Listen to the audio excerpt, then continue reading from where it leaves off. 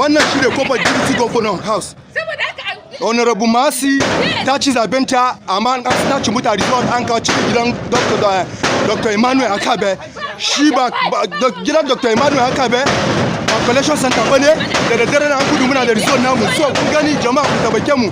We need national to take him down there. Ba za mu bari ba. This is Honorable Masi. Yanzu resort namu yana cikin gidan nan. Ka resort namu a cikin gidan nan. We are not going to accept it. Ba za mu bar wannan magana ba. Resort namu yana cikin wannan gida. We are not going to accept it. Ba za mu accept wannan ba. It is our right to protect our resort. Resort namu ba ruwan mu da aka ba. A za ba mu resort namu mu tafi da shi.